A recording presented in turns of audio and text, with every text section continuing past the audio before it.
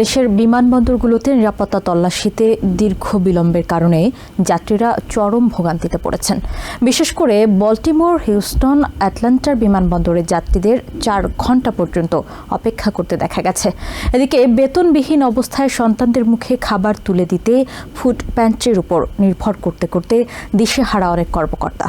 TSA কর্মকর্তা Johnny Jones জানান, নিরুপায় হয়ে অনেক কর্মকর্তা এখন নিজের রক্ত ও প্লাজমা বিক্রি করে পরিবারের খরচ মেটানোর চেষ্টা করছেন।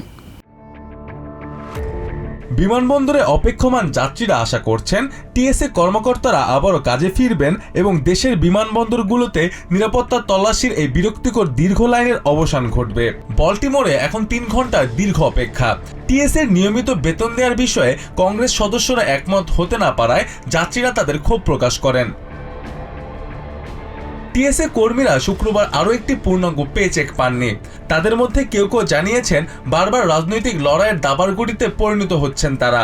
সন্তানদের মুখে খাবার তুলে দিতে ফুড প্যান্ট্রির উপর নির্ভর করতে করতে ক্লান্ত হয়ে পড়েছেন বলেও জানান একাংশ।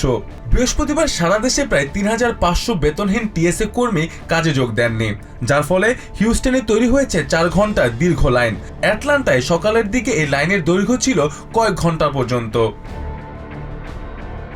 এদিকে দীর্ঘ বেতনহীন থাকা টিএসএ কর্মকর্তাদের মানবেতর চিত্র ফুটে উঠেছে টিএসএ কর্মকর্তা জনি জোন্সের বক্তব্যে। পেটে ক্ষুধা নিয়ে দেশের নিরাপত্তা নিশ্চিত করা এই কর্মীদের বর্তমান অবস্থাকে তিনি ভয়াবহ বলে আখ্যা দেন। পরিবারের খাবার জোগাতে অনেক কর্মকর্তা এখন নিরুপায় হয়ে নিজের রক্ত ও প্লাজমা বিক্রি করতে বাধ্য হচ্ছেন বলেও জানান তিনি। নিয়মিত বেতন ছাড়া মাসের পর মাস কাজ করতে গিয়ে কর্মীরা এখন মানসিকভাবে বিধ্বস্ত। ওয়াশিংটনের রাজনৈতিক দলগুলোর বাজেট নিয়ে দর কষাকষিকে নোংরা খেলা উল্লেখ করে তীব্র ক্ষোভ প্রকাশ করেন এই টিএসএ কর্মকর্তা। অন্যদিকে টিএসএর অর্থায়ন আটকে দেওয়ার জন্য সরাসরি স্পিকার মাইক জনসনকে দায়ী করেছেন কংগ্রেস সদস্য অ্যাডাম স্মিথ। তার মতে টিএসএকে জিম্মি করে অভিবাসন সংস্কারের পথ বন্ধ করতে চান জনসন। রিপাবলিকানদের 60 দিনের অস্থায়ী বাজেটের প্রস্তাবকে অকার্যকর উল্লেখ করে স্মিথ জানান, এতে কেবল সময় নষ্ট হবে, সংকটের সমাধান মিলবে না।